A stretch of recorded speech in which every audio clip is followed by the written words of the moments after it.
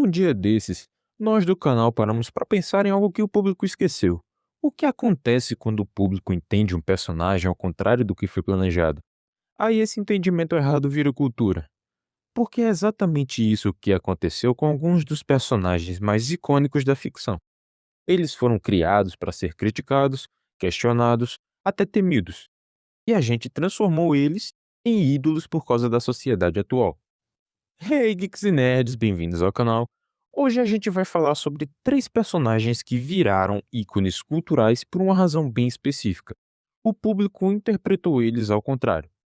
E eu não estou dizendo isso como crítica. Estou dizendo porque é um dos fenômenos mais malucos que a ficção já produziu.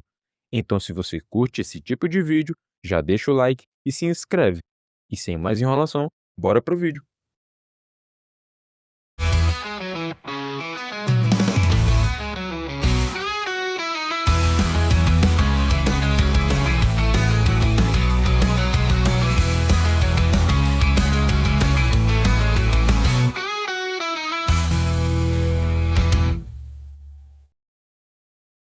Antes de falar sobre os personagens, vale entender o que a gente está chamando de erro de leitura.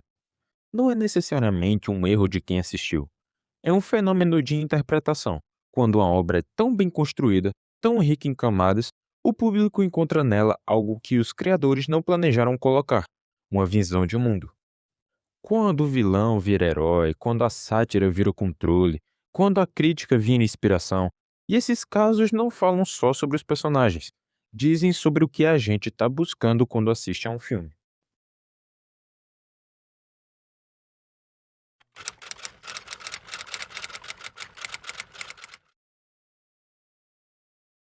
Psicopata Americano, de 2000, é uma sátira.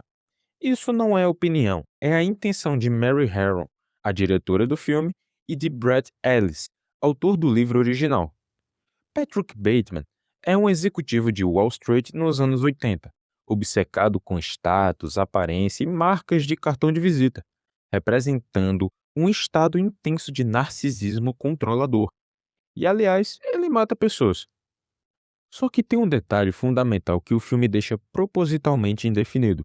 A gente nunca sabe se os assassinatos realmente aconteceram, apesar de teorias dizerem que eram só fantasias que ele pensava que eram reais. A Mary Harron foi muito clara sobre isso. Bateman é um homem tão vazio, sem uma essência real, que nem os crimes dele têm isso. Ele é o nada usando um terno caro, apenas a ideia de retratar a masculinidade tóxica do capitalismo americano como algo grotesco e ridículo. Tem duas cenas que resumem perfeitamente porque o Bateman foi mal lido, e a primeira é logo no começo do filme. A abertura mostra a rotina matinal do Bateman em detalhe absurdo. A máscara facial, os produtos de skincare, o ritual de retirar a máscara para revelar exatamente o mesmo rosto. É uma das imagens mais explícitas da sátira. Ele literalmente tira uma máscara e embaixo tem outra máscara. Não tem nada ali. Mas a internet pegou essa cena e transformou num ritual de autocuidado masculino. Inclusive, nessa mesma cena, ele diz a frase que define o próprio ser diante de tudo. Abre aspas. Há uma ideia de Patrick Bateman.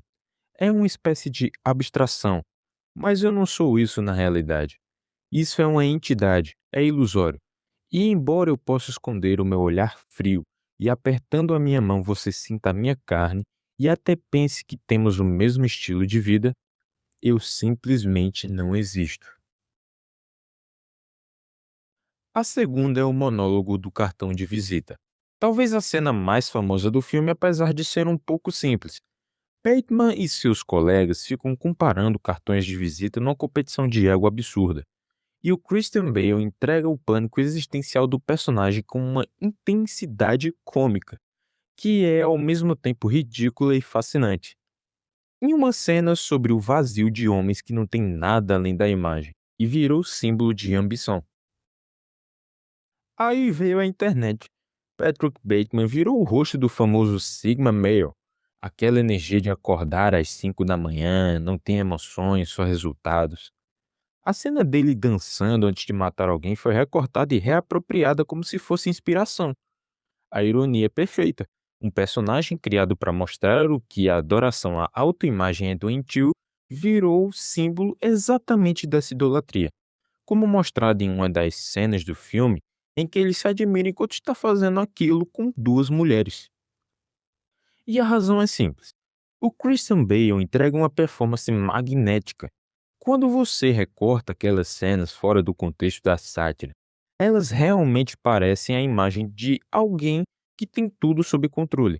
O tão famoso frio e calculista.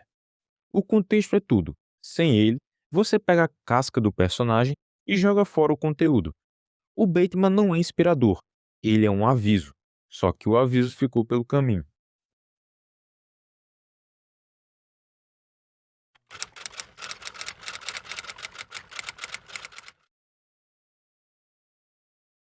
Clube da Luta, de 1999, tem um dos finais mais explícitos da história do cinema sobre a intenção do diretor em relação ao personagem principal.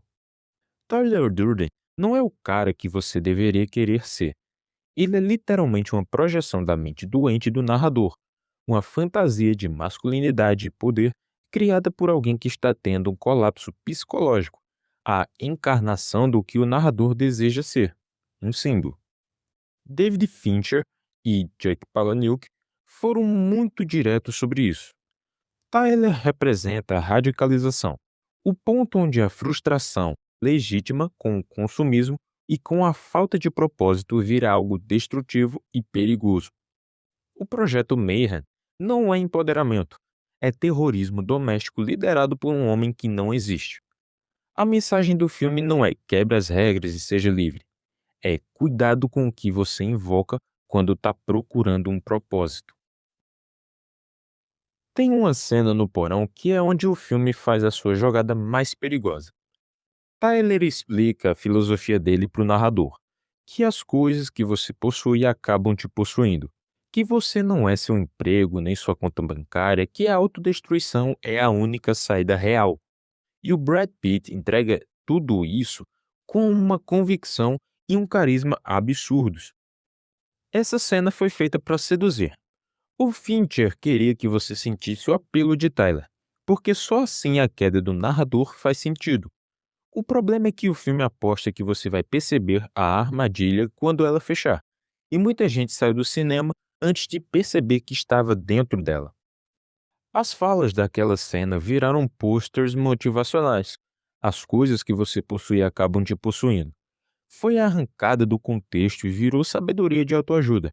Gerações de homens jovens assistiram ao filme querendo ser o Tyler Durden, sem perceber que o filme inteiro é sobre o perigo de querer ser o Tyler Durden. O próprio Palahniuk disse em entrevistas que ficou surpreso e perturbado com isso. A obra sai do controle do autor, e esse detalhe, curiosamente, é exatamente o que o filme fala.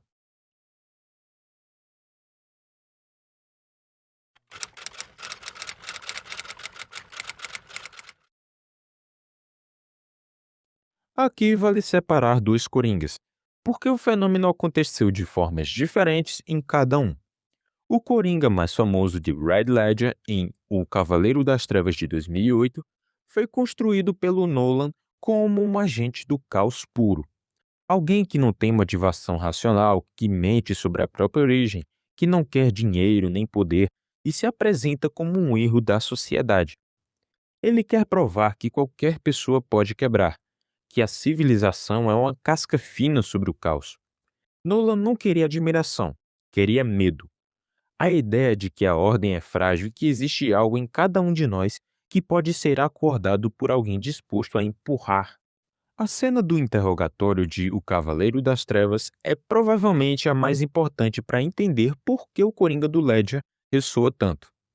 O Batman bate nele, tenta intimidá-lo e o Coringa ri. Não porque ele seja corajoso no sentido convencional, mas porque ele genuinamente não tem nada a perder. Cada soco que ele leva parece confirmar a visão de mundo dele, e isso fica mais evidente quando, em algumas cenas atrás, o Alfred fala do Coringa. Porque alguns homens não procuram nada lógico, como dinheiro.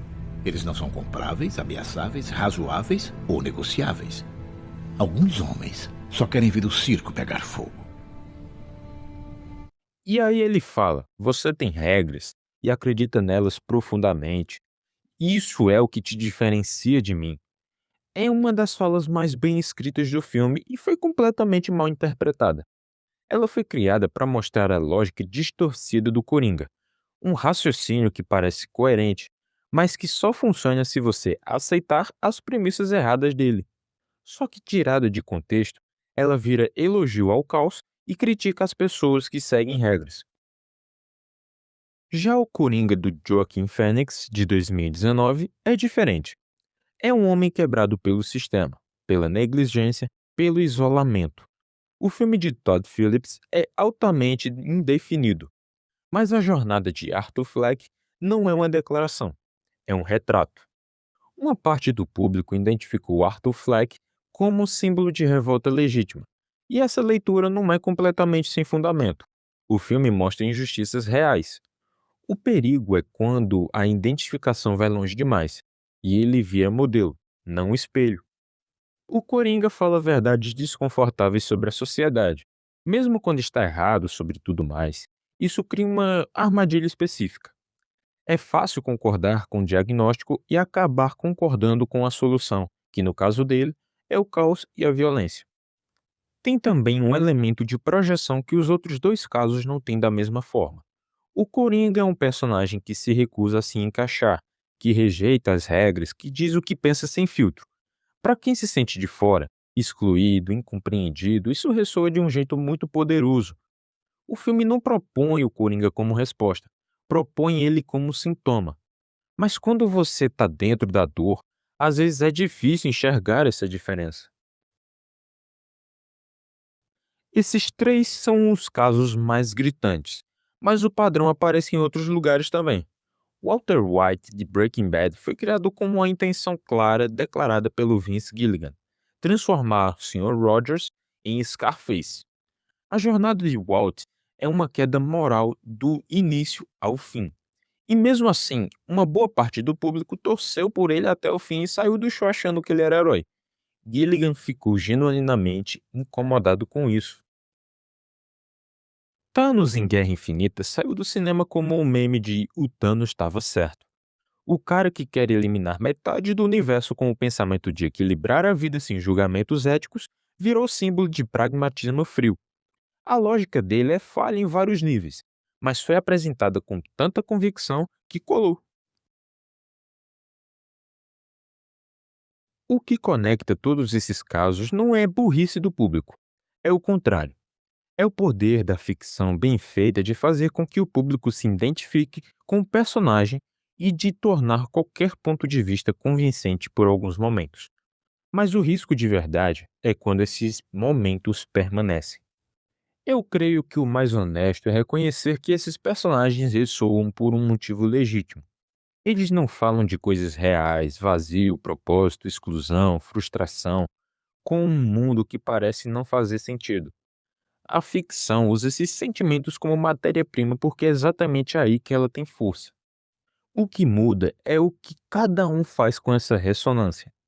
Reconhecer que um personagem articula algo que você sente não significa que ele tenha a resposta certa. Às vezes o personagem é exatamente o aviso de que aquele caminho não leva a lugar nenhum. E é aí que a análise importa. Não é para diminuir o que você sentiu assistindo, mas para entender melhor de onde veio. E aí, qual desses casos você acha mais interessante? Tem outro personagem que se encaixa nesse padrão? Me fala nos comentários, porque esse é o tipo de debate que não acaba aqui. Se você gostou do vídeo, deixa o like, que isso ajuda muito o canal. Se inscreve e ativa o sininho para não perder nenhum vídeo da gente. Até a próxima e valeu!